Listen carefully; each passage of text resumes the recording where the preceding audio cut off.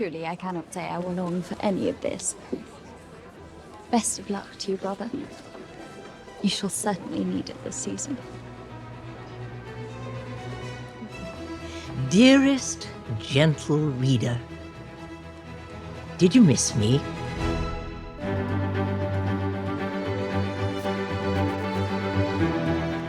From Providence, Rhode Island, welcome to Bridgerton with Mary and Blake. It's a podcast dedicated to Bridgerton on Netflix, so sit back, relax, and let's get ready to spill the tea.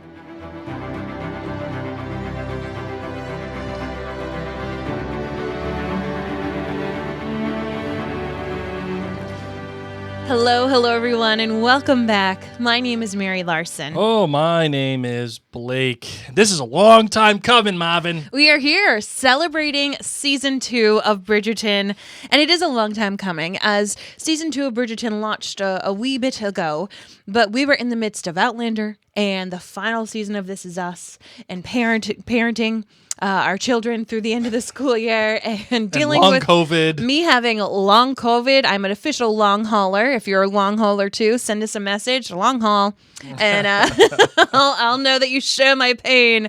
But needless to say, I in particular have had less energy because of long COVID. And it is officially summer break, right, Blake? That's right. We got summer break. Our kids are actually right now, as of this moment, interrupting the podcast. So we have to say, Reese, no more talking, please. Thank you so much. That's what you get, ladies and gents. They hit a ball into the neighbor's yard and wanted to see if they could go to the neighbor's yard to That's what you retrieve get, ladies it. and gents. Live podcasting. This is what's going to happen. Yeah. Like, we're going to be interrupted. Yeah. It's summer break, man. And I ain't ending this out because I don't want to. You know what? This is how life is. This is how it is. So we wanted to remind you that you can subscribe to this podcast in your podcast app of choice. Our favorite is Apple Podcasts.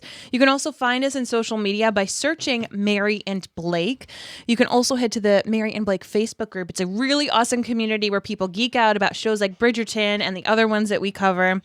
And we also want to thank our friends at jointhenerdclan.com. If you are excited to spill some tea this season, if Bridgerton is your jam, let's go, baby. Then we recommend you head on over to jointhenerdclan.com. It's basically like PBS, listener supported by listeners like you. And that is how our podcast runs. We're not part of a giant podcast conglomerate. We're really a mom and pop shop podcast. So if you support mom and pop shop coffee shops, if you support mom and pop farms, if you support mom and pop, all sorts of things. Any mom and pop thing you could ever think of. If you're like an Etsy person over Amazon person, jointhenerdclan.com does need your support, even for just as little as $2 a month. All right, let's get into the show. Let's do it, Marvin.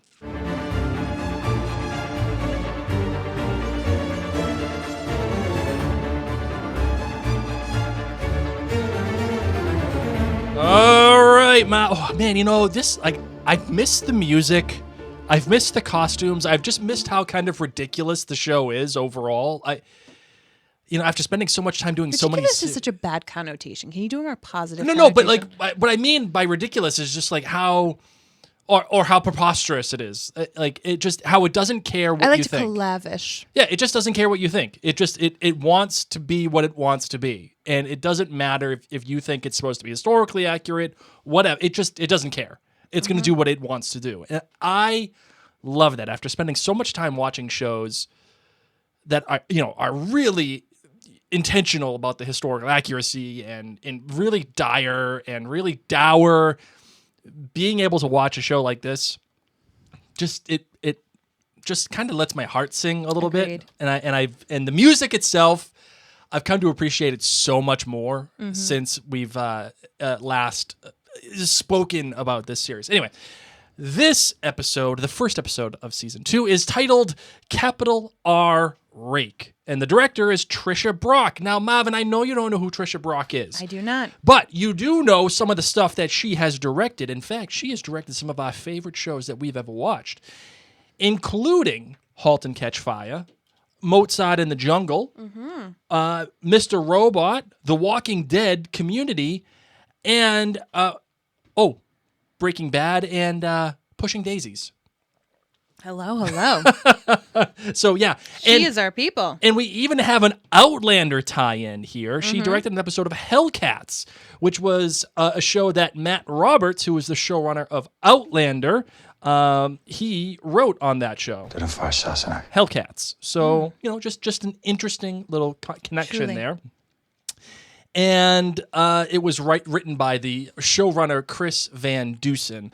Now, he actually only wrote, technically, writer's credit, the premiere of season 1 as well. So what you're noticing here is that while Chris Van Dusen, is the showrunner, his writing credits for this show are really only given to the premieres, season 1 and season 2. So it's just an interesting thing. Like, there are showrunners who demand writing credit on every single episode. Like Damon Lindelof, writing credit on every episode of The Watchmen and every episode of The Leftovers. But, just interesting. Yeah, very interesting. Stuff. All right, so what do you got? How many cups of tea? If you're new to the podcast, we rate episodes, based on a certain thing. For Outlander, it's kilts. For The Last Kingdom, it's shields. For This Is Us, it was... what was it for This Is Us? Lemonades. Lemonades, thank you. That's right. For this show, it is cups of tea. And by the way, we rate shows within context, right? We rate it 1 out of 5, 5 being the best, 1 being the worst, Burr. And we rate it within context of the show. So it's not like a 5 of Bridgerton is going to be a 5 of The Leftovers or Outlander. It's just within context to itself, so that this is going to be one of the best episodes of Bridgerton. However, big however, here, there's a caveat, as there always is in Mary and Blake Media. When you get into the 5+ range, that means it's one of the best episodes of television you've ever seen in your life. And that's irrespective of the show that we're talking about. 5+ puts it in that, whoa, this just changed my perspective on television in some sort of way. Love it. So what do you All got? right, How many so cups of tea you giving this one? The cup of tea Yeah. that we have going on for this year, the premiere episode of season 2, by me is a 4.6. Nearly Okay. a 4.5. Like, probably a 4.55. But it is a 4.6 because I don't go to the hundredths. I only go to the tenths. Well, fair enough. So I am a 4.6 when you round to the That's closest a tenth. relatively low score for you, Mom. I know. It- Yours. I'm giving this a 4-1. You love to like get into the GBG aspects during the ratings. Well, no, like I would like to know. I don't want the GBG. I just want. You're gonna get it. I just You're want gonna get it. like the reasoning behind You'll find the rating. out. Okay. In the next aspect of our Like script. I want the elevator pitch of the GBG. No. My GBGs are short. I don't rate novellas like you. Oh, all right, fair enough. Fine. All right, Marvin, your GBG, you're good. No. What's your cup rating? I already gave it to you. It's a 4-1. Okay, 4.1. Yeah, 4-1. I think it was good. What didn't blow my doors off? A solid B. That's what a 4.1 means. A is 5. 4-1 is like, It's a B. I would say B bordering B minus. No. Yeah. If I'm in the 3 range, that's a C. If A is 5, Yes. yes, C is 3. What's in between 4 and 5? And what's in between A and C? Yeah, a 4-1 is like a B minus. No, because 5 is A. Yeah, There's but no- 3 there's no 9 room- is a C. Oh my God. Okay, so All right, what do you got? good. Yes. All the digs on Cressida. Oh, yeah. you should stop hanging out with wallflowers. You should hang out with all crowd. Who are you, Draco Malfoy? I got you. Hold on, here it is. You're a Help wizard. you out there. Some wizard family is better than the others. Even has the light hair. Oh, I Cressida know. needs to be Cressida Malfoy. Oh, I Done. could totally see her in like a Harry Potter And like spinoff somehow. as she gives that line to Eloise, she says, "I would rather die." Well done. And then, of course, the quote about Cressida's hair being too tight. We all thought it. We all have thought that girl must leave with migraines from the set. Yep. Too much. Too much. My bad. The conversation between the Sharma, I can't even do it. Sharma. Sharma. Sharma sisters. Sharma. That's how we're gonna say like it. shaman. Sharma sisters. Yeah. Which we're all gonna have a talk about Sharma. Oh, we're Sharma. absolutely going to talk about Sharma. Sharma. Okay, the conversation between the Sharma sisters brought this episode down tremendously. And I what was so bored for the beginning of this episode. I'm like, land the plane. Where's the hot guy? Where's the sex? I'm bored. I love the Bridgertons, but who are these people? Hashtag who are they? I don't care about you. Why are you sitting on a bed talking ever so carefully to your sister when nobody else is there?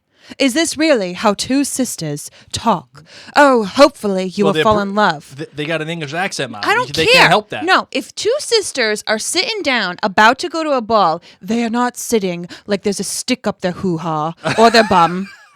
Okay? No sticks up anywhere. It might be a potty You if it are sticks up sitting. the hoo-ha. No.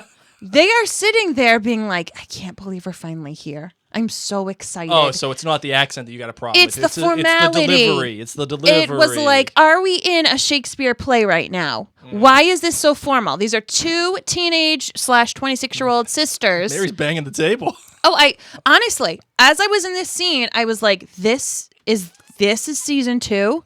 I'm bored. I feel like I'm watching a play. I didn't think the acting was good. After I've watched it a few more times, it's just the formality of these two sisters. Okay. Okay? Loosen up. So are you saying that the acting is bad so far? No, I just think that actually it was written poorly. That, in my opinion, two Understood. sisters about to go to their first ball, talking about falling in love, being excited, would not have acted so formal. Fair. I hated it. But the one thing I will say to this, and being devil's advocate here, because I quite agree with you, but devil's advocate, all right? Like, giggle a little. Edwina looks at Kate like a mother figure. And Kate looks at Edwina as like someone that she's preparing. So there is a, you could argue that there is a sense of formality between the two, because this isn't just, Yeah. this But then is you like look at the business Bridgerton almost. family joking left and right.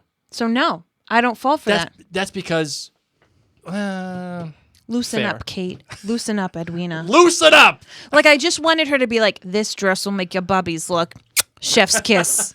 That's what I wanted. All the heaving. All the heaving. Oh my gosh. So much heaving. Fan yourself. Let's add a little glitter to you. Those bubbies. I'm gonna get you a hubby with those bubbies. Hubby Bubbies for hubbies. worthy bubbies. Yes. And then my great was listening to Penelope talk about the perks of being a wallflower. Ah, okay. Plus, when she whipped out her Irish accent Oh, when she was just being the servant. Came from the clouds. Oh, that's a real accent. Is it really? Yeah. Stop it. Yeah. Did not know that. Yeah. Look I mean, at she probably you. like leaned into it pretty heavy, I'm sure. but that was my great. It's All like the when Penelope. when we leave into a wicked Oh, heavy guy. wicked heavy. Let's see those bubbies for your hubbies. You want to Okay. get a hubby, you got to show a bubby. You gotta go to the packy and rip gotta some go. dots. You got to go to the ball. Walk around. Drink from the bubbler. Oh, yeah. Drink from the bubbler. Don't splash any on the bubbies, though, with the bubbler. Watch out. Okay. Well, so, to clarify, my good was all the making fun of Cressida. My bad, the conversation between the sisters. My great, Penelope. Mm-hmm. Okay. What is your G? So, literally, the conversation between the sisters brought it down to a 4.6. That brought it down a half a point for you? Yes. I loathed Wow. it. I thought I Wow. was watching a play. It took me out of the show. I thought it was boring, and I thought it was fake. I'm not saying that's a Chernobyl-sized take, Marvin. I was so but sick of it. That's a hot take right there. Thank you. Letting this conversation take it down a half a point. Oh, I did not like it. I could tell. All right. For me, my good. The good for me is the fact that the show built its reputation on Simon and Daphne. And I didn't miss them at all in this episode. Mm-hmm. Not 1 ounce. Didn't think that it like, oh my God, I'm missing it. Didn't think that like, Marvin, what are you doing? I got some weird thing. Continue. Oh my goodness gracious. She's playing with like some. It's a camera that follows your face. What are you playing with the camera for? We're in the middle of recording. I was thinking that maybe we could use it to go live also on Instagram, and I could follow the speaker's face. Continue. Unbelievable. All right.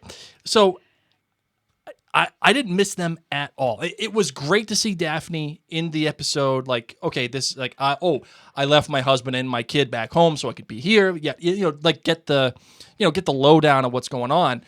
But I wasn't like, oh man, I miss Simon and Daphne. No, like I was actually okay with the fact that they're not there, because the show is not just about them. It's about the Bridgertons writ large, right? Correct. And I find that good and very interesting, because I thought that there's, at least so far, that there was going to be this emotional debt that the show had to make up with the absence of those two. And to be honest, there wasn't even a debt to make up. No. It just plodded along. And I think that's a testament to the writing. That's a testament to the character work that we received for these characters that we're following right now. And I really appreciated the fact that, we're good. We're just going to keep trudging along. The bad. Now, this, you don't got to get Mary's throwing glasses. The bad for me was the CGI or the computer animation, the computer graphics when Anthony and Kate are riding the horses. What computer graphics? Or a green screen, maybe. It might have been a green screen. When? That all looked real to me. No. When they're riding the horses, like in the wide shots, Yeah. that's obviously real. But the close-up shots of them, Yeah. really bad. Like, I didn't even notice. it looked like PlayStation 2 bad. Didn't even notice. And I was like, oh man, why do you take this great gorgeous scene? Maybe it was raining.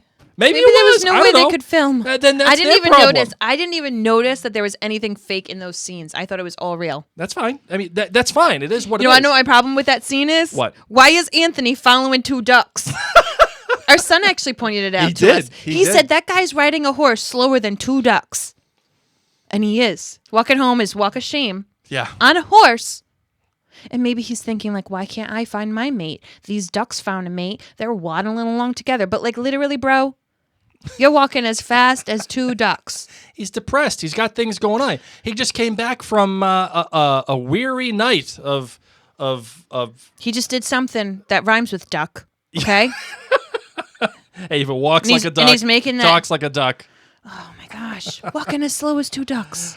You know, you On a that- horse. How is it even possible? when you're slugging that One many beers. stride. You ever One wake up? stride. You ever wake up and you hung over as hell, and you're just like, No. dude, I can't. No. Can't today. I don't. I can't with anything. I can beat two ducks hungover. On my own feet. The horse isn't drunk. Maybe he's like, No. Reeling There's- it back. No, there's no excuse.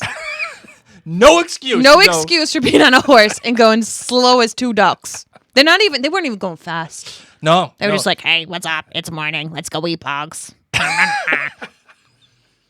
my God. Next time you watch that scene, I'm sorry. Mr. and Mrs. Duck. Wait, what were they like? Let's go eat some algae. I don't know, maybe lay an egg. That'd be awesome. Ah. Afternoon delight. Quack. Oh man. All right. And my great is Lady Whistledown Yep. just playing the queen. I mean, we're gonna always call her Lady Whistledown, or should I know, like, or should we call her Penny Whistle? Penny- When like we're referring to the Whistledown, but we know who it is. no, I think want I it want to stick with Whistledown? Whistledown. Okay. Yeah, I like the fact that there are two opposing forces here in the same person, and obviously that being Penelope and that being Lady Whistledown, and they are two of the very opposite characters, but they inform each other, which is a really hard tandem and dichotomy to create when you're writing a character like this. Because Penelope informs Lady Whistledown, right, in her writing. But Lady Whistledown informs Penelope in her actions. And using that relationship, what?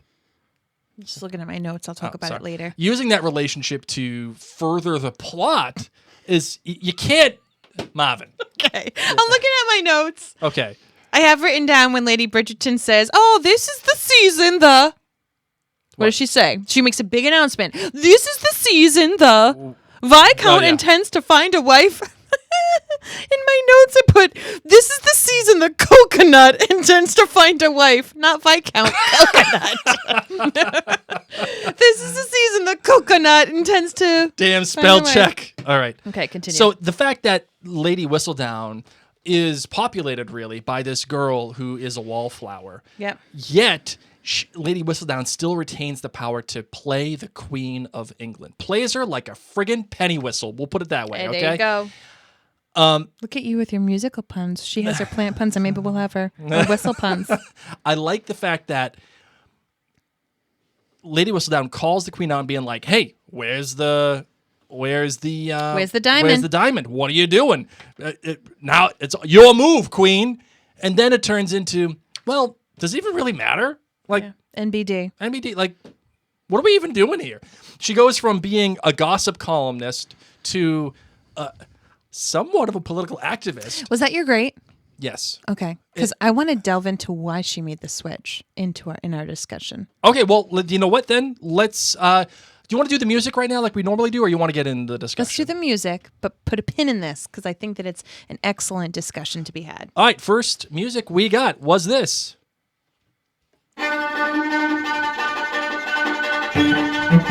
Okay, Nirvana. All of us, Gen X's and Zennials, living our best life. Just freaking In out. this whole episode, Oh, yeah. we got this. How did you feel about this? Loved it. Loved every second of it. If you had to name this episode, this song, the feeling that this song gave you in this episode, just give it a sentence. It made me feel erratic.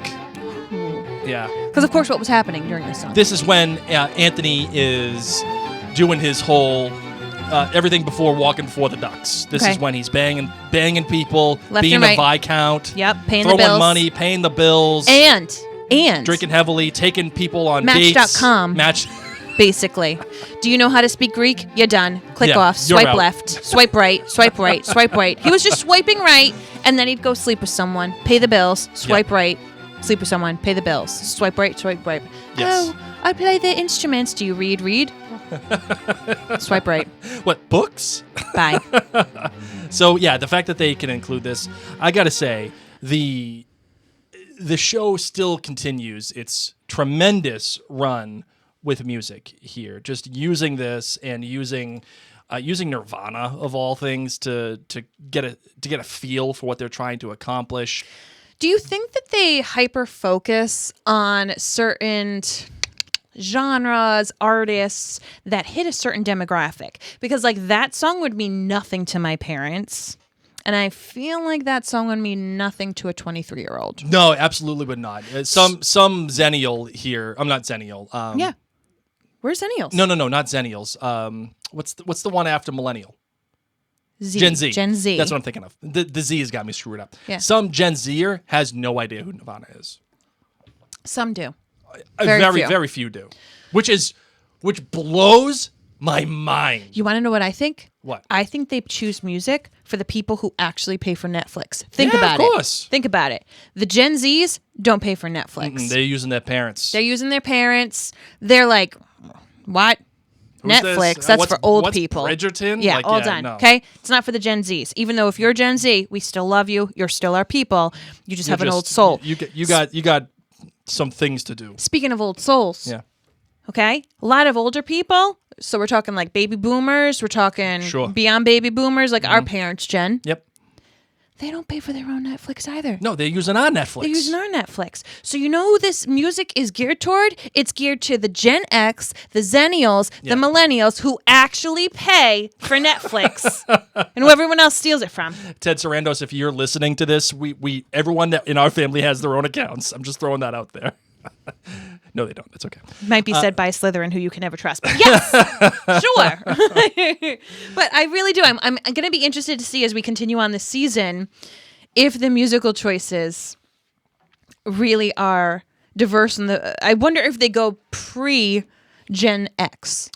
Oh, that's a good one. I doubt that, but you're getting there with the next one. I know. Which is this one.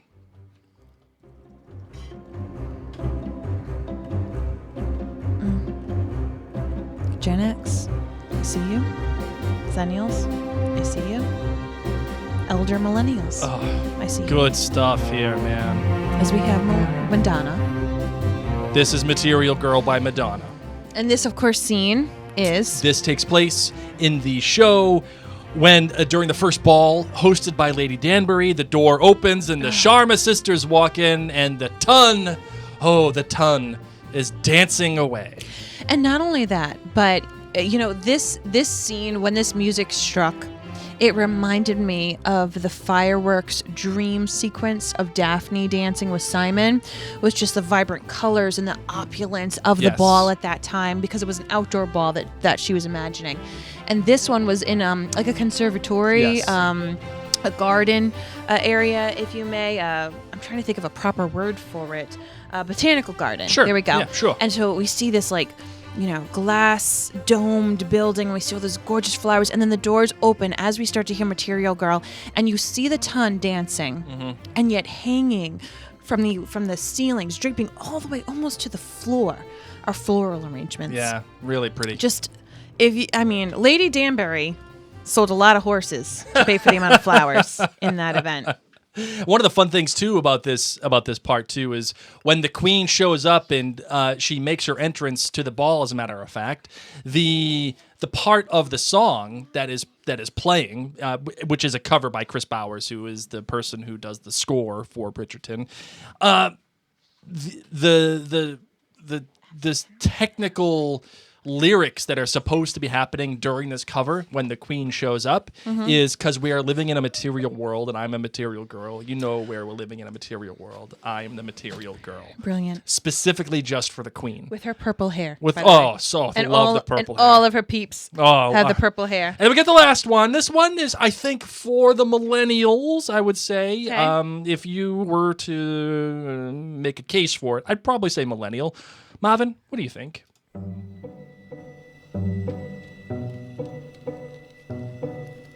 It's so soft.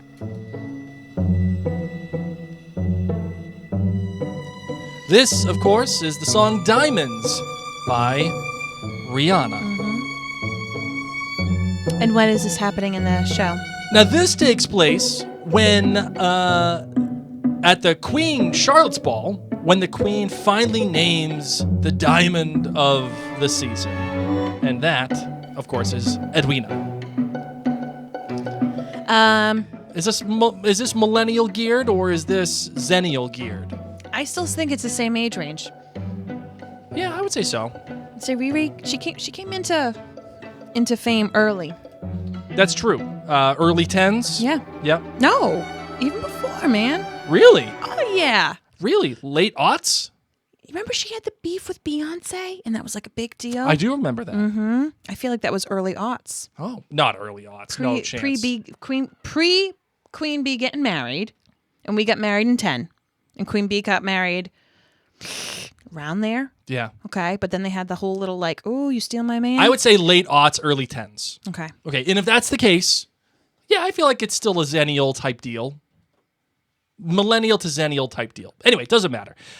So that was the music that was used, the covers that were used, and in 2005 she was discovered. Yes. Hey, yeah, okay. So, I would say that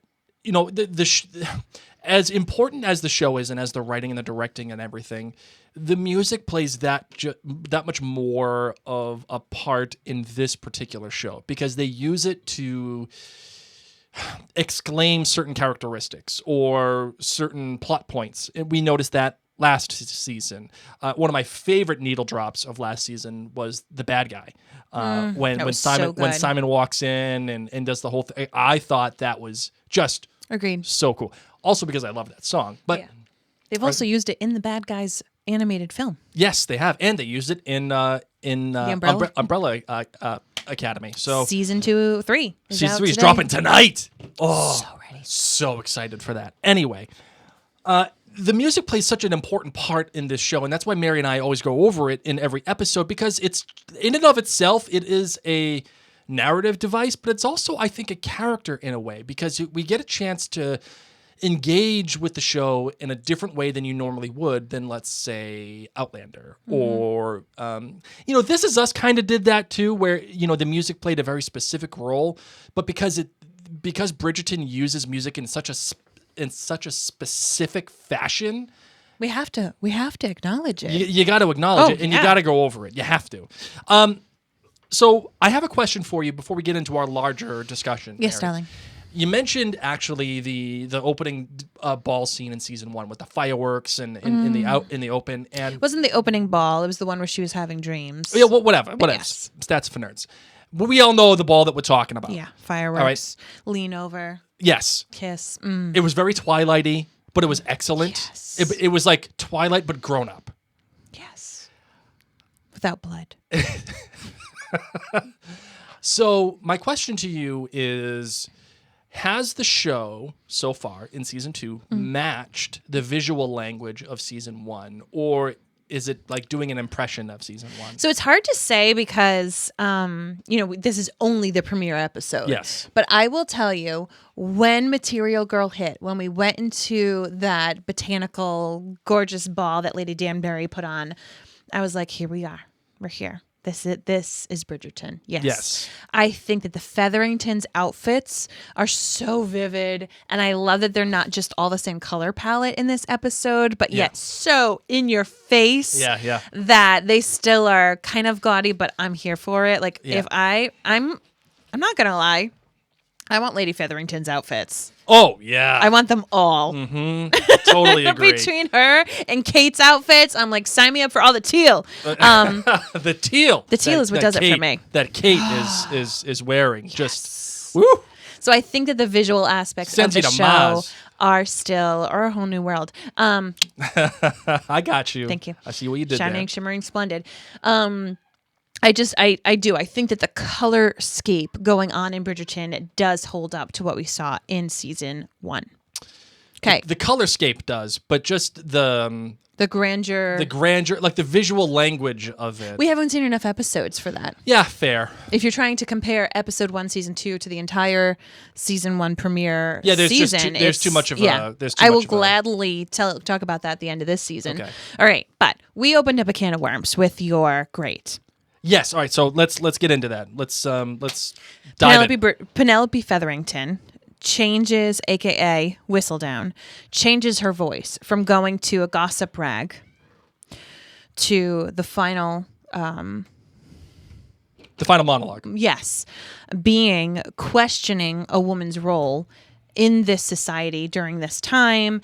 Is the diamond really all that there is? Challenging the queen. Mm-hmm. Yet the queen liked that challenge. She had a nice little smile, like, "Oh, our diamond's going to have to prove her worth in more ways than one." Yes. Ha ha ha. Yes. Why does Penelope Featherington, the author of the Whistledown Papes, get your papes? Pay those newsies more. I loved what she was like. Newsies sell papes. Newsies sell papes. Got to pay those newsies. Why did Penny change Whistledown's voice? Well, obviously the answer is Eloise. That's what it comes down to. In your opinion. Well, she's motivated by Eloise. In your opinion. Okay, Ready? so Ready to then be let's challenged? Let's Ready? just get to it, Marvin. So, what are you thinking? I think it was. You're gonna hold my ass all night, or are we actually gonna go home? Nope, we're going. Okay. I think it's a cornucopia. Okay. Okay. I think it's a lot of things. Okay. Yeah, we got Eloise calling her out. But Eloise has been calling Whistledown out for quite some time. Okay. Okay, this isn't something new. What happens in this episode with the Featheringtons fiscally?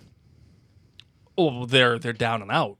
And then eventually by the end they get the new Lord Featherington to come in. So what was making the general public buy these papes aside from the newsies doing their job? Well, the gossip. The gossip. Yeah, sure.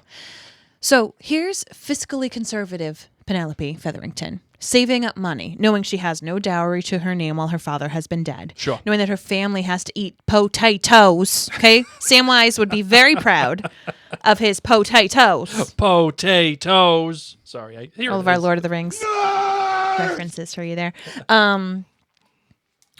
But at the end, Lord Featherington comes in and says, "Hey, I got tons of money. Got lots of dead animals, but I got a lot of money. Dowries, no problem. Got you covered. Gonna need some things? No problem. Just give me the big room." So all of a sudden, she is no longer in financial hardships. So if what sells the papes is not only the newsies, but also the gossip, and she no longer has to worry about something like a dowry, something like only eating potatoes, can she truly write more of what she wants to write versus what sells the papes? That is a fair assessment. The only hole in your argument is season 1, which is she was writing the gossip as Lady Whistledown when she was financially and fiscally secure, or at least to her knowledge she was. But I will challenge you back. Okay. We didn't see Penelope like hoarding her money. I felt like it was more, this is fun. I'm good at this. Okay. And I get my kicks out of this. Okay. But in this episode, we're seeing her continually with cash. And we're hearing her family talk about the fiscal hardships. And we're seeing her like thinking over this money. That's fair. That's fair. You know, like when you don't have to worry about putting food on the table, paying for things, can you be more authentically you? So does she want, I mean, yes, I think you can. That mindset probably does creep in a little bit. She's putting herself at a major risk. Okay, so again, you have I have to, one more thing. Okay, well, all right, go ahead. What's your one more? I also think that part of her wanted to just stick it to the man and shake things up even more after she was made fun of by her sister. You know, like, oh, you're stupid and you're writing. And granted, they thought she was just writing to Colin Bridgerton. Sure. But her mom's like, that's why she has ink on her hands. Like, you know what? Take Eloise up on this offer of to change the world, to change the viewpoint of women. I am so much more than what a man thinks of me. Her mom and her sister keep putting her down. Colin would never think of you as more than a friend. You're a joke. Okay, well, what if we flip the script and teach society to see women as more than just a man's trophy? Yeah. I just got all sorts of deep. But is that precipitated by Eloise? But I think it's precipitated by her sister and her mother making fun of her. I think that was the last straw. I don't need money. Yeah, but I also get the sense that Eloise is coming. Like Eloise could have been the spark. Yeah. Eloise could have been the straw that breaks the can. But I feel like there were multiple things post Eloise that makes her be like, no, I'm done. You know what? I'm going to write what I want to write. Yeah. And I think there's also a subtext here, too, where the queen is having a conversation with Lady Danbury. And they're saying, and the queen says, oh, you know what that means? She must be one of us. Now, is it fair to say that Penelope is worried about getting figured out? And is she doing things to throw everyone off the scent? Like, Eloise wants to figure out who Lady Whistledown is. Not as much, though. She kind of doesn't care as much this season. Right, because Lady Whistledown is, just writing rags as opposed to actually changing the world. Well, also, I think Lady Whistledown hasn't been around for 10 months. Because let's be real. When you're not in school, you don't really have the gossip about each other. You think about it, and like when you're in school as a high schooler, for example, or in college, the drama, the intrigue, the who's talking to who, like that is it, man. You are going to lunch thinking like, oh my gosh, this is such a big deal. But then you go to summer break and you kind of forget about it. And in this episode, they say that it's been a 10-month long break. Yeah. 10 months have gone by since Lady Whistledown last read her papers, since they had all of the ton doing other little dances. So yes, Eloise has now matured, but Eloise also has this grudge on her. She doesn't want to just be valued by society, by some man. So Eloise not only is saying like Lady Whistledown bothers me, but that's also Eloise's inner monologue. Sure. And she and Penelope do have like-mindedness about that. Yeah. So I don't know. I just think it was all these elements, but seeing money with Penelope so frequently really shows me that while her family is having these hardships, it was brought up multiple times. Yeah, that really does. Mary, I think you're right. I think that probably does play a role in it, and I think You're right. I think there's probably, as you said, a cornucopia, or a plethora, if you will, of yes. things that are playing into it. And the fact of the matter is, everybody loves Whistledown. So, what's really going to happen if Whistledown changes her tune a little bit? Okay, well, you know what? Maybe people don't love her as much, or maybe she can actually do the thing that Penelope can't do. As we have all seen, and as it is clearly mentioned in this episode, Penelope is the wallflower. Penelope is the person that nobody notices. But she does have the power to be noticed just through a different lens. Yeah.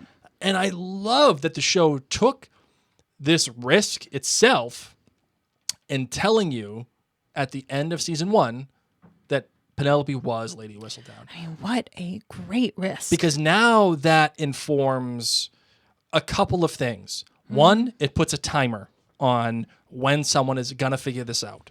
Yes. It's just a matter of time.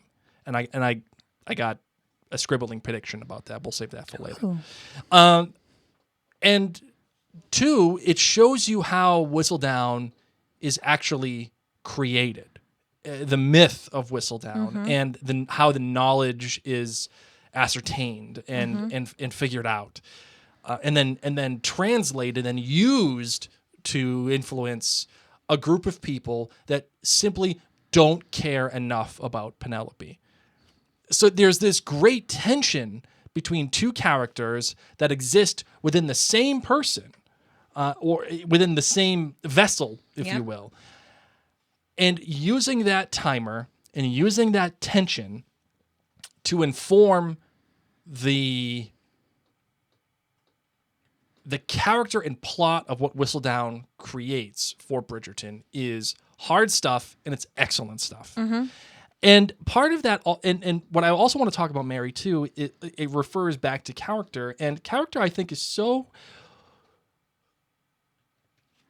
well defined by relationships. And like whenever somebody says, "Oh, I want a character-centric show. I want a character-centric, episode," it's like, okay, but what is character, right? What is that? And the way that I see it is that character is defined by relationships. Like it's how one person interacts and relates to another in any situation. You will learn about somebody's character when they interact with another person, if it is in a good way, in a bad way, in a scary way, in a loving way, in a happy way, in a drugged out, trippy way. You're going to learn about that person. In fact, you'll probably learn about both people, but you're hoping to at least figure out what the relationships are. And right now, what we're learning about Anthony is he has a set of wants and needs. And right now, he's in a position of, I want. The problem is he needs something completely opposite. And Yes. I would love to know what you think he wants and what you think he needs. It's so funny that you bring up Anthony, because as I was sitting here writing my notes, I was pretty excited because we're at a point now in this show with these characters that you really get to break the episode up into 3 families. So you get the Featheringtons, including the Whistledown aspect. You get the Sharmas, and then you have the Bridgertons. And as I was reviewing my notes as we're talking about this, I have very little actually to write about the Bridgertons. I have like, oh, Madame Delacroix doesn't want to hook up with, anymore. Like With Benedict, yeah. Yeah, like that's not important. And Eloise hating the parties, could have seen that one coming. And so I actually didn't see any change or growth or difference of character in Anthony in this season, aside from, okay, it's your turn. That is all I got out of this episode in regards to Anthony. So when I have my notes segmented by families, the Bridgertons, the Sharmas, the Featheringtons, the Bridgertons had so few. Because really, it all correlated to either the Sharmas or the Featheringtons. The things that came out of it actually was able to show me more about the Sharma or Featherington families. Eloise's conversations showed me more about Penny. And the interactions with Anthony actually showed me more about Kate Sharma, rather than learning anything new about Anthony. Interesting that you say that. I would say that I would counter that with Anthony grew at least a little bit from season 1. And you can see that in that frantic Nirvana infused montage. That is, if you recall Anthony's introduction in season 1, he's banging the soprano. Oh, we know the butt on the in tree. the tree. Oh, so much butt. I missed butt in a You season got some premiere. butt in season 1, season 2 premiere. Barely butt though. Wow. That was not a clenched butt. I want a clenched, unclenched Anthony butt. Because I gotta tell you, as much as I loved the sex between Simon and Daphne last year, you all know if you've listened to Bridgerton with Mary and Blake season 1, I preferred Anthony's sex over Daphne Simon's Fair. sex. Okay, yeah, that's right. All right. So we got some butt. All I get is walking butt, Yeah, you got a little walking butt. no thrusting. No thrusting butt. No thrusting butt. But But can I pivot or well, no? no, because let me just make my point Okay. and then we can pivot. Okay. The point You is- loved Anthony's haircut though. Oh, much better. I actually Much better. I think it made him look much younger. Totally younger. And losing the mutton chops? How old is he? I have no He's idea. older than Daphne. He's older than Benedict. Is he 26? I bet he's close to 26, and I don't like that he looks younger. I think he should look older. I think it should be like, come on, buddy, land the plane. When are you going to marry? Don't look Fair. like a schoolboy when you're taking care of the Bridgerton I think he looks a family lot family. better this season than he did last I know season. you do, Blake, because It's that's a- the it's a first thing you vast said. Oh, I improvement. like his haircut. Vast improvement. You make me sound like a ding dong. Oh, I like his haircut. No, because it matches your haircut. That's why. That's true. I know. That's true. I know why That's you fair. liked it. I just don't look half as good as he does. It's okay. I need to see your butt. Yeah. Listen. It ain't much. Just a walking butt. Yeah.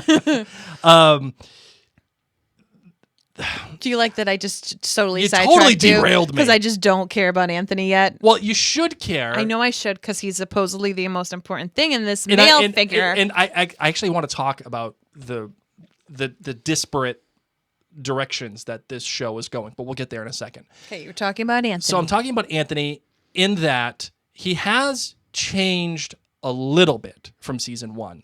And what? I want you to change the camera angles. These Oh. people have been stuck on the same view for a long time. Okay, They need well, to mix you, it up. Well, you got to tell me that. I don't know. That's what I was trying to do. I don't know sign language for camera. He has changed a little bit in that Nirvana infused montage. We see him doing the things that he does, being a capital R. Rake. Thrusting, paying, paying, drinking, dating, doing the whole thing. Repeat. But at the same time, he's looking at his watch. And His dad's watch. And his dad's watch. In the beginning, when we first met him in season 1, he was late. He was late for something. I can't remember He was what busy it was. at the tree. He was busy at the He tree. was busy for Daphne's feather time coming on out in the white dress. Right. And his mother called him out for being like, are you the man of this family or what? In this season, in this drunken haze of paying money and banging chicks and whatever, he's always on time. He's taking care of the responsibilities. He's paying the bills. He's got the time. He's keeping check of everything. By the way, Mom, I need your ring. Thank you so much. So that when this time comes, I'm going to get married, blah, blah, blah, blah, blah. When he said that, I was like, that's totally how I would have worded everything. Oh, absolutely. I need this, your ring, the end. Because I'm proposing sometime this season. Thank you very Yeah. much. Goodbye. Like, absolutely, that's totally you. I literally told my dad, by the way, you need to clean out your garage so that I don't have to deal with it when you're dead or else I'm throwing everything away. That'll be the greatest gift you give to me in my life. Mary. Oh What? my It's goodness. true. And I he know. is cleaning it. Thank you, Dad. The greatest gift you can give me is to clean out your hoarder's garage. Thank you. So there is a little bit of a change. And the funny thing about Bridgerton is that I think every season we're going to get a reset. Like they're going to show some changes. Like I'm sure. I mean, it's based upon a new Bridgerton each season. Right. And so I'm sure that there, like, it's already been announced that season 3 of Bridgerton is going to be about Colin, right? Which differs from the books. Or Benedict. Like, Goodbye. I know. I'm sure that at some point when Colin comes back from Greece, whenever he's going to come back, we're going to get some kind of development this season that is going to bring him along a little bit. And then we're going to have a complete reset again for season 3. And then I'm sure there's going to be a reset for season 4 when we do whoever we're doing next. Okay. So it's funny that you say, well, the Bridgertons, I don't really think of anything because no one's changed. Well, you're right. No one's changed because the people that we watched who changed are already gone. It's Simon and Daphne. They're the ones who changed. Goodbye. So I just find that funny that you mentioned that. But Anthony's wants and needs are really important. And I want to know what you think he wants, and I want to know what you think he needs. Because this exercise, whenever you're watching a show or a movie or whatever, this is probably the most important exercise anybody can do when they're watching some kind of narrative. Oh my God, you're so deep. I just watch stuff so I can like calm my anxious mind down. Well, some Just nerds sitting out here. there want to do. You, Some I know. nerds out there listen to this podcast. I know. Because of what I'm talking That's about. why I love it, and I love that you get to do it with me because you're sitting here looking at the cinematography and noticing like, oh, what's the wants versus needs, and I'm sitting there saying, Look at the butt. Still got a cute butt. These girls are bothering me. If I had a sister who I could have been primping with, Yep. wouldn't have acted like that. Yep. So, what do you think are Plus, his... our bubbies would have been flipping outstanding. Yeah, I know. So, what do you think he wants? What a girl wants, what a girl needs. Thank you, Christina. Yes. What do I think Anthony wants? Well, why don't you just tell me what you think? Because honestly, I already deleted the Bridgerton All right, fair notes. enough. So, what I think he wants is somebody that will just meet his line of expectations. Like, she's got to have the childbearing hips, and she's got to know books, and she's got the... I will counter, or I don't know. I'm going to interject. I Okay, don't sure. know. What do you I got? didn't watch enough of the Heard Depp trial, so I don't really know what you're supposed to say. I really didn't. The only thing I watched was the Jason Momoa pretend thing that wasn't real. So funny. So good. That So was good. wicked funny. Okay, so people look at Anthony, probably. Mm-hmm. How does he come off to the general public? The 2022 people watching him, doing this dating, crossing women's names off the list. Swiping left. Yeah. Or right. No, right. Yeah, swiping right. You're right. Fail. Yep. But as he was doing that, that's what I kept hearing. Swipe right, which of course means no thank you. Yeah. And people do that in online dating. Like we do online dating if, you and I first initially met. Mm-hmm. When you ignored me. Yeah, 14. Stop it. That's You not, did. That's You not did. the It's okay. narrative, Blake. No, it's not. Because I said yes okay. to every single person Except me. who asked me out, except for the guy Except who was me. like 90. No, I would have gone on a date with you. You ignored me for a took good the number of months. It was the holiday season. I took it off from dating. I took the holidays off from dating. Ignored. It's okay. No, it's called I needed a break. I didn't need free dinners. Now y'all know how a poor musician gets by. Thanks, Match.com, for feeding me. But I was thinking about like how we as the viewers were watching Anthony cross people off. You don't know how to do this. You don't know how to do that. Shame on you. But like that's what we do with online dating. Mm-hmm. Oh, you're not the religion I want? Goodbye. Oh, you're not the height that I want. You don't have the same activities that I want. Oh, I'm swiping through your photos and you don't look the way that I want you to. Mm-hmm. Goodbye. Mm-hmm. Without actually meeting the person. I've watched that show Love is Blind, both seasons 1 and season 2. I don't know how plus you've the watched recap this. show. But it was such an interesting my God. social experiment. Such an interesting social experiment also on Netflix. So I know a bunch of you have watched it because you're Netflix peeps. Such an interesting experiment to meet somebody without actually seeing them. Mm-hmm. And I loved that because it's kind of what Anthony does with Kate. Meets her, but not in the necessary normal format where he gets to evaluate her by these standards. Sure. And so I'm excited to see it through the Love is Blind aspect, that like getting to know the person in a different way. And that here we are poo-pooing Anthony when those of you who have online dated, like Blake and myself, have essentially done what Anthony's done. You quickly date someone by looking on their online profile and deciding, do I want to further this or no? Yeah, 100%. Except we saved the bill and our time by not actually having to go and have tea with True. him. And I'm not, cursing the name of Anthony Bridgerton. I know you're not, but I'm saying people can watch that and say like, ew, he's terrible. He's crossing people off the list. No, that's what we all do with All the online time. dating. Yeah. And that's what you kind of do that when you go to a bar. Like, I mean, I didn't meet people at bars. Never. I was never good at it. I hate sticky bars. Oh, the sticky floors at the bars. Oh, me outta those here. are the worst. Don't. because they smell like stale beer, and it's just like It's not a Mary worst. Fair friendly place. not at all. All right, so Give me online dating. what he wants is someone that checks the boxes. The problem is that he needs somebody who makes him feel. And yet when he's bragging to his boys, he lists a very simple list of Yeah, things. well, that's because he's talking to the boys. That all of those women he went on those introductory dates with would have passed. They would have all passed his qualifications. And yet he crossed them off because you're right. He wants somebody to love. So he needs somebody to kind of bust his balls a little bit. He needs somebody to push back. The smirk that he has when Kate kind of gives it back to him during the horse riding thing. Oh, great stuff. Hello. All right, so let's talk about that. Can I just stop for one quick second? Sure. While we leave the butts. Okay. Lady Whistledown's papers saying, question the diamond, question women's worth in a different way. Hit me after my 5th viewing of this episode. Because I watched it when it came out. Yeah. And I watched it when we thought we were going to podcast. And then when I thought we were going to podcast. And then when I thought we were going to podcast. And then last night when we actually knew we were going to podcast. It made me think about sex.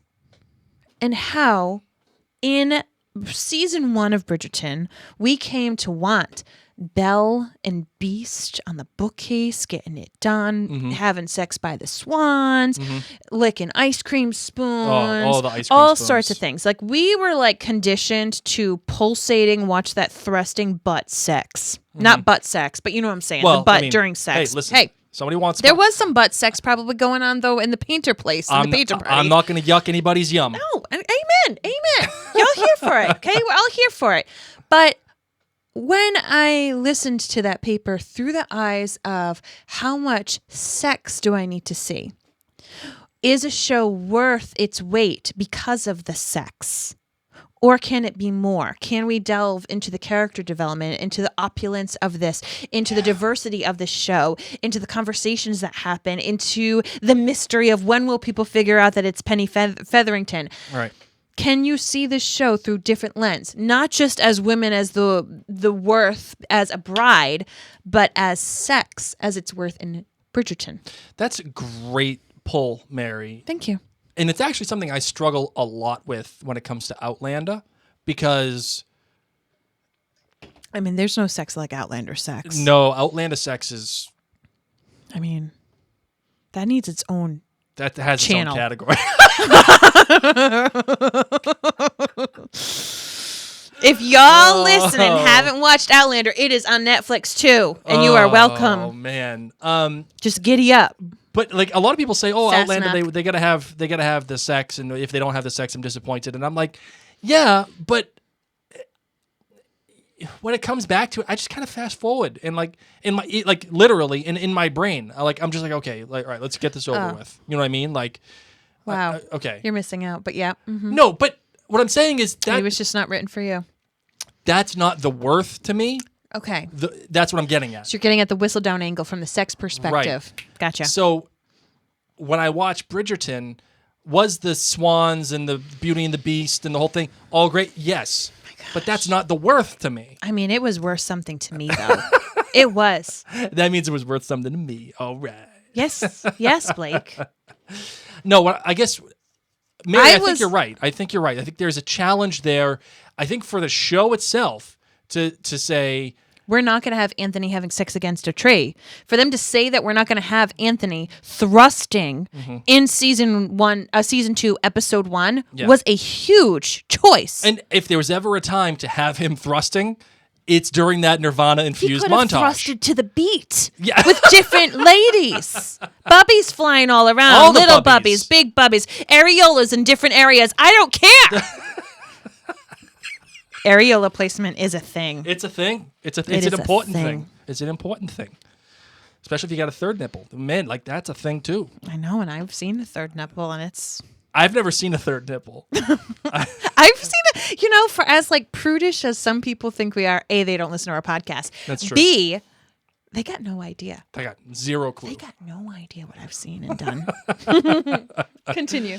No, so Henceforth, why I think Lady Whistledown's letter can be explained I in know. terms of sex. I want to talk about Kate Sharma, and I want to talk. Thank God we're moving on from the Bridgertons. I'm glad I just know. distracted and you. I want to talk about. I want to talk about the meet cute with the horses and the whole thing. Whole New World, sparkling, shimmering, splendid. Yes. And then I also want to talk about the disparate directions that this show is going. One following I don't Eloise. like that word because it sounds like desperate. Okay, then the two opposing directions that the show is going. One being Eloise, and then one being Anthony. It almost feels like we're watching 2 seasons of television in one. And I don't know how I feel about that quite yet, because like it's breaking the mold of what we saw in season 1, but is that really a mold? Right? Is season 1 a mold? Because it's only 1 season. And for every new season, we're getting a new Bridgerton. And for every new Bridgerton, we're getting a new love interest. And for every new love interest, we're getting a new style of storytelling. So is it fair to say we're breaking a mold, Mary, by having 2 of the Bridgertons being focused on in this season, using Eloise as an example, number 1, and then as an example, number 2, Anthony? We're telling 2 love stories at the same time, potentially. No. Eloise is not here for love this season. She is filling up her card with fake names. Yes. I don't think this is Eloise's season. I guess what I'm getting at is the direction. Am I upset that is a different Bridgerton at the helm? No. Are you upset that they're using 2 Bridgertons to fill the narrative? Like, as much as you think that Eloise is not here for love, the fact of the matter is she's being used as an example. I think she's used as a connection to Penelope. I think that this season is about Anthony, Kate. Sure. Yeah. I mean, and that's Penelope. obvious. Yes. Like the Anthony/Kate, comma, and Penelope. I think that Eloise's significance actually leans into Penelope discussions, and that Eloise's significance as of right now is nothing without Penelope as a character. Interesting. You're welcome. Interesting. The fact that Eloise's existence as a character is worth nothing without Penelope. Oh, I like that take. In this season. Yeah, in this season. Yes. I mean, like, she's there for comedic purposes. She's funny. But you're saying, Mary, are you okay that the focus is no longer on Daphne and Simon and is essentially on Anthony, Kate? No. It's okay. Daphne and Simon are irrelevant. What I'm saying is we're not focusing on one Bridgerton at a time. We're using 2 Bridgertons as opposed to last season when we were focusing on just one Bridgerton in their love story. See what I'm saying? Yes. Okay. So it doesn't have to. It could have been anybody. I don't care if it's Simon and Daph. Who cares? But that's why I'm saying, like, I don't think so, because it was really Daphne and Lady Whistledown. It was always, who's Lady Whistledown? Ooh, this mystery of Lady Whistledown. And then the Daphne Simon. So now it's Anthony Kate and ooh, Lady Whistledown in some way, shape, or form. Okay. All right. Talk to me about Kate. What do you think of the Sharmas? First off, I didn't know her name was Kate.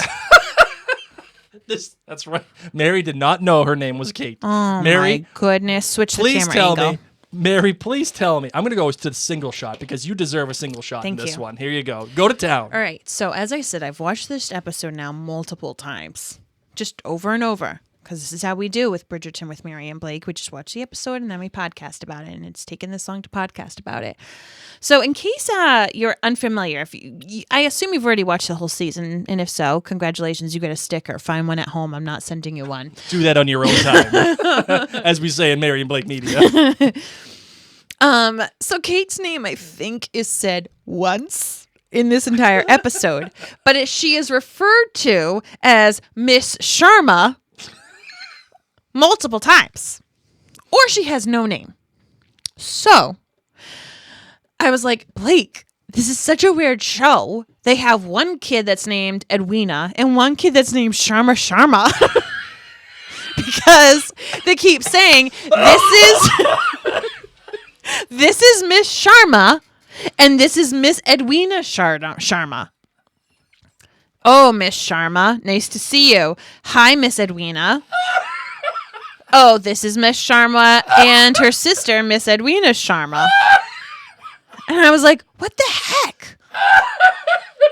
Like, Is her name Sharma? Sharma is her first name Sharma, and her sister's name like Mary Jo, Edwina Sharma. Mary Catherine, Edwina Sharma. What are we doing here? And then he says, no, Mary, that's how people are when you're like trying to introduce somebody of more importance. So by them saying, this is Miss Sharma and this is Miss Edwina Sharma, that's like them putting Edwina's name in bold. Like, pay more attention to her. Except they introduce, Lady Danbury introduces them. This is Miss Sharma. And this is Miss Edwina Sharma before she even has the big time conversation. When she first walks into her ball and she's like, oh, Edwina, look at the little redhead kid who likes marbles. He's chef's kiss. And oh, old Sharma, this guy over here who's a new widow. You should hook up with him. She introduces her at that point still as Miss Sharma. Mm-hmm. So the whole episode, aside from once, she's referred to as Miss Sharma. So I thought that was her name. Oh, man. Thought it was like Julia Gulia, except worse. Just Julia.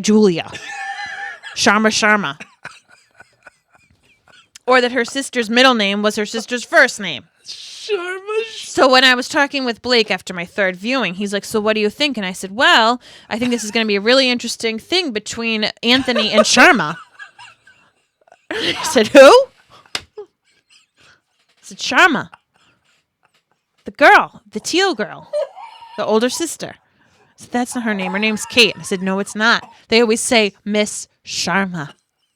Blake, I've watched this episode 3 times. It's Miss Sharma. Miss Edwina and Miss Sharma. So if you haven't rewatched episode 1, please do. And think about Mary for the entire episode. Multiple times thinking that her name was Sharma. That's her name. Which I'm here for. Great name. Oh, Sharma. Oh, man. You're welcome. You're welcome, world. Oh, man. So we're talking about the Sharmas. Yeah, so what do you think about the Sharmas? Okay, And what do you well, think now that I know their names are really not and Sharma. I think there's also a little bit of plotting here that is a little complicated. That being, okay, what the Sharmas are doing here, why they're here.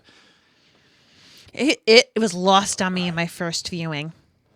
Right, all right. So we don't get into the Sharma problem Sorry, again? on my third viewing, it was still lost on me because that's when we talked about Sharma. Yes. Because I said, I don't understand why why Miss Sharma is making such a big deal out of this. So we avoid the Sharma problem again. Okay, Kate. What do you interpret Kate and Edwina and their mother doing with Miss Danbury?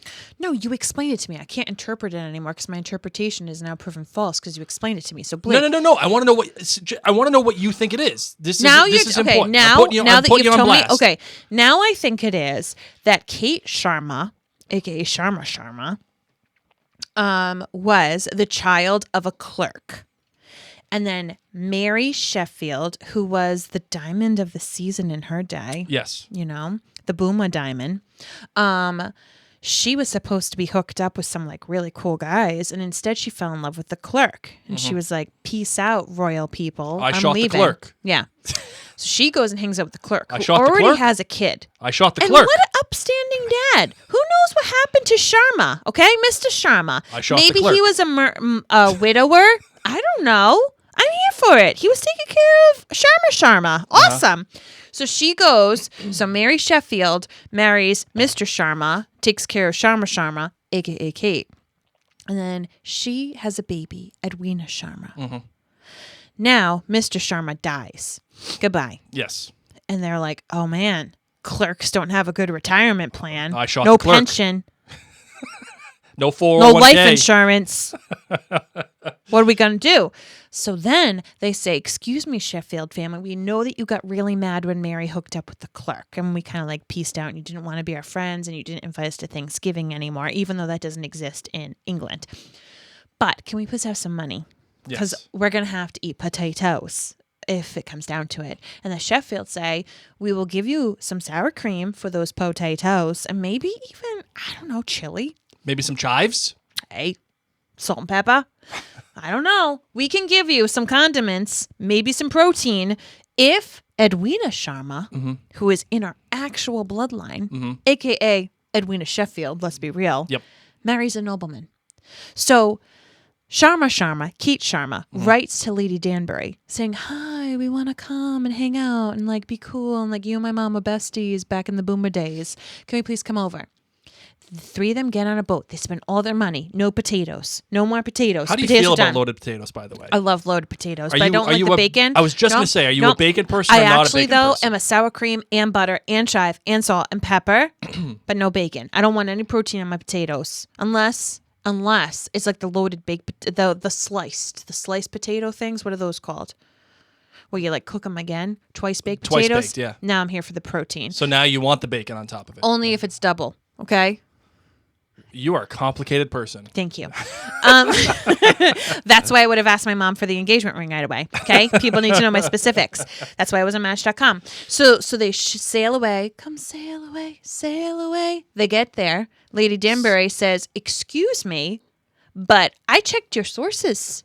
Yep. Sheffield's ain't cool with you. What's going on? And Keith Sharma says, the only way that we ever get to eat potatoes with sour cream, maybe a little bit of bacon on top. Depending on how Mary feels. Actually, probably not because we're from India, so I don't think we're allowed to eat bacon. No, they can eat bacon. Cows. Yeah, they can't do cows. Can't do cows. Okay? And I love how her Indian accent is there when she's not in her formal places. Yes. Oh my gosh, so good, It Kate. shows up just subtly. So good. Yeah. But she like flips it on when she's in the formal setting. But she says, listen, this isn't about me. This is about Edwina, and Edwina doesn't know. Yeah. I want her to fall in love for love, but only if it's a nobleman. Yeah. And not a redhead who's 12. That poor kid. Oh my gosh. That poor Maybe kid. he'll fall in love with Hyacinth. I don't hope know. so. They're going to go play... marbles. Go play marbles Hey, together. go play with some balls. Hey, you want to play with my marbles? Oh! Here for it. Here for it. That's what she said. Grown up Hyacinth, I hope, likes balls. Oh, she's going to be all about the ball life. Was that even Hyacinth? I don't even know. Sure. Who cares? What She'll be else? here in like 4 seasons. Yeah. Okay, so that is how I think it is. You know what? They want to eat more than just a potato, and they need Edwina to hook up with a nobleman. 100% right, Mary. Thank you. Good job. Took me 3 viewings More and than Blake's that. explanation. Yeah, that's true. To first know that her name was Sharma, and to second understand the family dynamic. So how do you feel about Kate? Do you like the dynamic that she and Anthony have? Yes, do you I like the Anthony-Kate dynamic. I felt like it was very Princess Jasmine breaking out, wearing the hood over her head. Pay? Let me go back to the castle and I can get an apple to pay. Like that kind of like, I'm sneaking out and nobody knows, and I got really freaking awesome hair. Oh, the hair is The great. braid The on braid. Kate Sharma when she's riding in that teal outfit. Oh.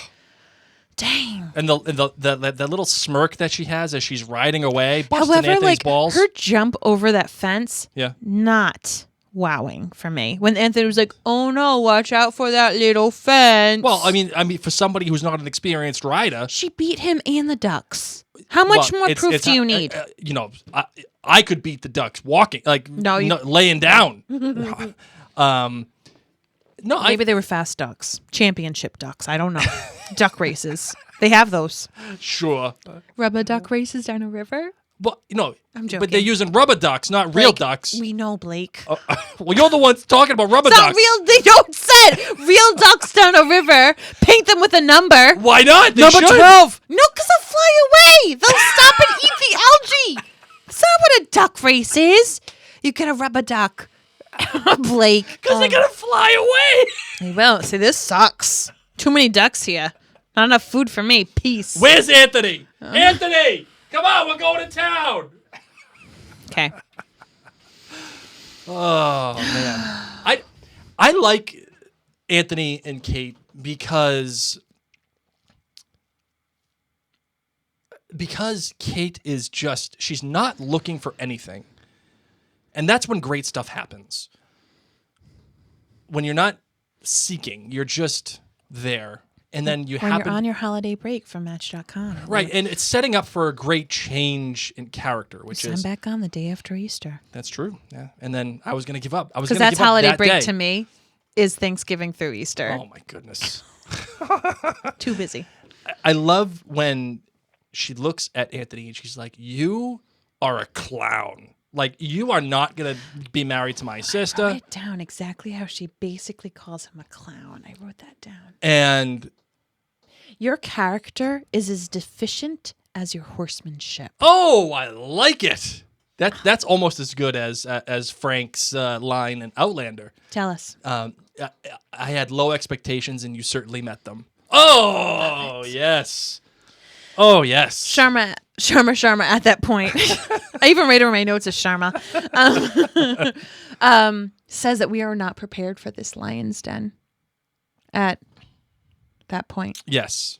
And removes her sister from Lady Danbury's ball. Oh. Tells me, Lady Danbury, we're leaving. Yeah. Your party has a lot of clowns in it. Yeah. Lady Danbury tries to say, "Hi, this is Lady Bridgerton." And she's like, "Yeah, whatevs. My mom's in the carriage. Laters, Gators. We took a doggy bag. Your snacks sucked. Gonna stop at Sonic on the way home." You gave me the equivalent of Cheese Whiz. Cheese Whiz and Goldfish. Not even wine cheese, pub cheese. Oh, no, not even pub cheese. Because if you had but pub cheese... no, but you know that Lady Danbury had like a very good spread. She probably had the carvers, the people who carve the meat. Oh, yeah. She had a whole meat station. She had a fondue. Do you think she had the sushi Fountain. wrappers? Like the people that roll the sushi? No, because it's probably a little humid and warm inside the botanical Good one. garden. Yeah. So I feel like it would be more like warm things, fondue, chocolate though. Gotta have chocolate. Aphrodisiac stuff. She wanted people to like find their match. Yes. Okay. Ice cream stand, too. Edwina Sharma's father has died as well as Anthony's father. And he took that as like match made in heaven. Oh, this was like Batman vs. Superman when they found out both their moms were named Martha. Oh my God. What the heck? Your dad's dead? My dad's dead. Your mom's name's Martha? Mine too. Let's go save the world. I have in my notes, may I introduce her daughters, Miss Sharma and Miss Edwina Sharma. Not kidding, guys. Watch it again. Oh, man. That was funny. All right. You got anything else about this episode, Marvin? Pivot for me for 1 second, or at least tread water. Sure. I did love okay. before Kate knew that, or before Kate felt that Anthony was a clown, she watched him dance with like the girl who sucked at dancing, and she Yes. was kind of like, "Oh, I could rock that. I could do that better." Yeah. And Whistledown, aka Featherington stuff. I do love that she was scribbling, and as she's going in late, as the dawn is cracking, she says delays are more likely to happen due to an unforeseen circumstance. What is the unforeseen circumstance? Go. Don't know. Go ahead. Eloise. Oh. Eloise is the unforeseen circumstance because she's like, so glad that you're now of age and you get to keep me company at this all the time. Oh. Eloise is the unforeseen circumstance that is going to make Whistledown's papes be late. Interesting. Very interesting. I do love there is a line between, there's a give and take between Sharma and Anthony. And it was this. Are the young ladies of London truly so easily won by a pleasing smile? And then Anthony says back to her, "So you find my smile pleasing?" All I could think of was, "Burr, you disgust me." Oh, so you disgust me? Yes, he is very much Aaron Burr, very much so. Oh, you know what? You're right. Mr. and Mrs. Finch looking for the money, honey. Oh. They're like, we need Lady some Featherington? dowry money for our cheese intake. This boy needs to leave the house. He's getting gorgonzola, feta, Munster. All the feta. I don't do Munster. I'm out on Munster. He makes grilled cheeses like that guy from The Devil Wears Prada. Do you know how much that costs? $8. No. $8. But yet, young lad Finch loves Yeah. the plant puns that Lady Whistledown puts in. Oh, How yes. cute is he? Oh, I love her witty use of plant puns. Hey, I'm so happy he's getting in that family. No, such a stop dork. syncing it up. I actually really love when you're able to have like a future in-law who clicks with your family. That's true. Unlike me. Unlike you and my family. Yeah, they hate me. Hey, you know what? They hate me too, so it's fine. Hey, it all evened out. It all winning. evened out.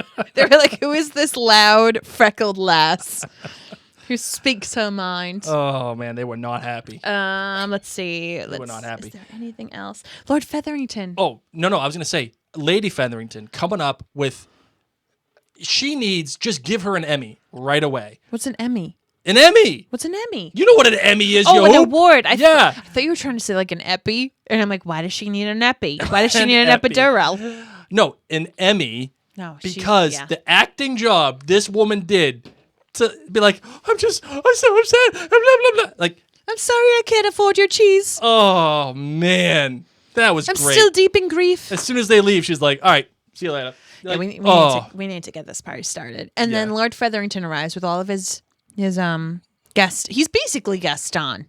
You know, he looks Yes. like that kid from that show where they sell bananas that are frozen and The Social Network. Arrested Development? Yeah, you know the young kid in Arrested Development, his son who lives in the attic with him, and they sell the Yeah, bananas. yeah. And then he also was on The Social Network or whatever movie. That was a totally different person. No That way! was Jesse Eisenberg. Who versus who? Well, they both look like Lord Featherington Jr. They both look like him. Like that was the same person. Anyway, he comes down the stairs. Michael and he's Cera is the guy and he's like, in Arrested Development. Is the No. kid. Yeah, that's the kid, okay, Michael what Cera. else? But he has like broader shoulders than them. At Yeah. first, I thought, is this the Bananas kid? And then he came down. Bananas I don't care. And then he came down. I was like, no, he's taller. Mr. He's- Manager. I'm Mr. Manager. But he's basically Gaston. No one shoots like Gaston. Got a million dead animals. Got all of his guns. Yes. I mean, hey, he probably eats a dozen eggs raw every morning. Takes Mrs. Featherington's bedroom. Oh, Takes her chambers. see you later. Goodbye. Goodbye. Another. This is going to be interesting. It's going to be an interesting thing that happens I'm to so see excited. what happens with the Can Featheringtons. Mr. Featherington shack up with another Featherington, or are they like bloodline Featheringtons? I don't know if they're bloodline. I think he's a distant cousin. Because she's like, he's handsome. Yeah. The one that is not betrothed to the cheese-loving guy. Well, can Lady Featherington hook up with the new He's Lord too Featherington? young. He needs to get some, You like... think Lady Featherington cares? He will care. Okay? He will care. I don't know. You see them bubbies heaving. No, her puppies hang low. They waddle to and fro. Okay, when they're out of that corset, It's like tube socks and pool balls. there you go. We know. I know. Oh, Areolas man. don't point out anymore. So everybody, That's why I hope that areola's replacement is important. I hope that you have enjoyed our review of season 2, episode 1. Let's hit that music, Blake. Well, we got scribbling predictions. Oh my god! All right, here we go. Any of those. All right, I want to let you know that the scribbling predictions are brought to you by the Marion Blake Store. Go to the MarionBlakeStore.com to get, as a matter of fact, you can get this shirt right here. This is my Bridgerton watching shirt. Quite literally, you can get this shirt at the Marion Blake Store and any other cool Bridgerton swag that we got there. We're gonna figure something out for at least one episode of every season. It's such a high bar. I'm glad you designed them and not me. I know. All right, you ready for the scribbling predictions? Mm-hmm. Here we go. I don't have any. Luckily, I do, Marvin. Good. There is 0.0 chance Penelope Featherington goes through this season without being discovered as Lady Whistledown. Oh, I will counter that. No, there's no way. Someone is going to figure it out. Okay, And someone's going to meaning find someone her little other than treasure trove of money. Eloise. Someone's going to figure out her treasure trove of money. too. Okay, but that's different. But someone other than Eloise figuring it out? No, Eloise is absolutely Because I gonna can figure it out. take Eloise knowing, but I can't take anyone else knowing. If anyone else knows, I'm done. Goodbye. Get out of here. Why are you done? Because I love seeing people not know. I don't want Penelope's family to know. I don't want the Queen to know. I don't want the Bridgertons to know. Because that's going to make things weird for like Penelope and the Bridgerton family. Yeah. Someone's going to find out. After Penelope and Colin get it in, then it can come out. But I feel like, you know, there's been some ish written about the Bridgertons in the Whistledown papes, and I don't think they would like knowing that it was Penny. So if it's just Eloise, okay. If it's just Eloise and Lord Featherington, and that's like a little secret between Lord Featherington and Penelope, I could be down for that. I would love for him to be like a cool uncle, but kind of the same age, but like A cool Gaston. You want him to be a cool Gaston. cool Gaston. Like we're kind of cousins, so I'm proud of you for making your own, retirement fund. You know what I just thought of? No, Kate wants Sharma. Sharma. I don't know wants her name is Edwina Kate Sharma. yet. Uh huh. She wants Edwina to marry for love. Yes. Obviously, During her boring conversation that I didn't believe in. obviously, Anthony does not want to marry for love. He wants to marry Anthony for... says he doesn't want to marry for love, but he does. Well, that's because that's what he needs. That's different than want, right? Why do you think he is so set against falling in love for marriage? Because he doesn't think it's possible for him. You're right on the right line. Oh, thank you. He doesn't deserve it. He doesn't think he deserves it, or he actually doesn't deserve it? He thinks he doesn't deserve it. Oh, okay. Because his parents were madly in love, I mean, by all accounts. Daphne fell in love by all accounts. And he has responsibilities. And It's got his dad's watch. And the person that he loved was the singer chick from last season, right? And if he had the cojones, he would have married her. But he didn't. Didn't have the cojones. So he thinks he doesn't deserve love now. Now it's just a business transaction. What do you think about that?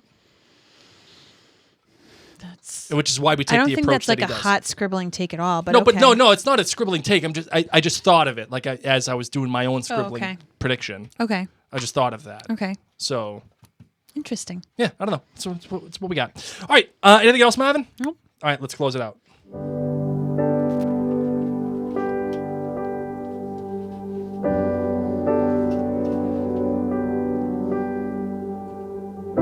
We want to thank you all so incredibly much for tuning in to the inaugural episode of Season 2, Episode 1 of Bridgerton with Mary and Blake. We're excited to be delving into this series, and we are especially grateful for your patience as we are not binging podcasting along with the episode, obviously. So we hope that either you rewatch the episode previous to our podcasting, or you just enjoy it at your will. So we're hoping to do at least one per week. Because at the same time, since you're a Netflix person, you should know this. Mary and I are also hoping to do one per week of The Last Kingdom as well.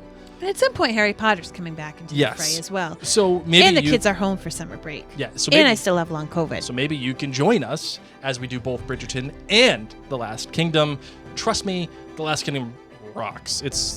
You got to get through the first season. If you get through the first season and you appreciate the second season. Bridgerton fans and Lost Kingdom fans are not necessarily the easiest, crossover. No, but I kind of disagree, because a lot of the fans that we have for Outlander are Bridgerton fans. Yes. And a lot of the fans that we have for Outlander are Last Kingdom fans. Yes, but that's different. But I'm saying if people just came to us through Bridgerton, it may not be their jam. It's just a suggestion. I'm not saying that you got to go do it. You don't I'm not have holding to. your feet to the fire. I'm not burning coals in your eyes. But if you were a Game of Thrones fan, yes, you'll like The Last Kingdom. Fair enough. I will say that. Fair enough. So go to maryandblake.com to check out all the great stuff that we have going on between all the podcasts and all the blogs, all the stuff at the Mary and Blake store, and of course join the Nerd Clan as well. I just put up my knee-jerk reaction to episode 5 of Obi-Wan Kenobi. Finally got good. At the penultimate episode of the season. There's only 6? There's only 6.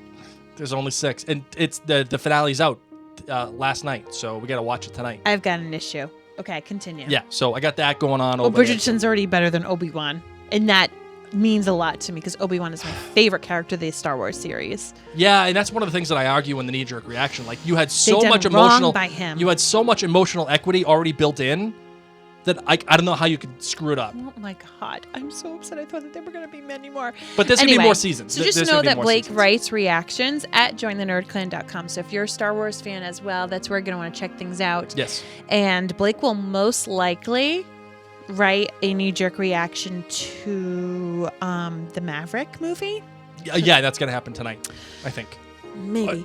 Maybe. We're supposed to watch The Last Kingdom, so. I've got a lot to do. All right. On that note, my name's Mary. My name is Blake. And this has been Bridgerton with Mary and Blake. You're supposed to go brew some more tea. I don't know. I don't have my document up anymore. Your failure for preparation is not my fault. I thought I knew what I was going to say. Go brew some more tea, will Brew you? it. It's hot. Actually, just make sun tea. Sun tea's good. When have you drinking sun tea? Hey, your dad's. Exactly. So when have you made sun tea? I never made it. I didn't say, oh, I love making sun tea. I said sun tea is good. You know who makes sun tea? Who? Dr. Alan Grant. He does make sun tea. You're welcome. Because she's like, how about some iced tea? And he takes out a sun tea bottle Oh, look in at him. Jurassic World Dominion. Does he add the lemons? That's the question. You don't have to add lemon to sun tea. The whole beauty You is should add lemon to sun tea. that brew some tea, make some tea, sun some tea, whatevs. Drink some Arnold Parma. I don't care. Spike it. Goodbye.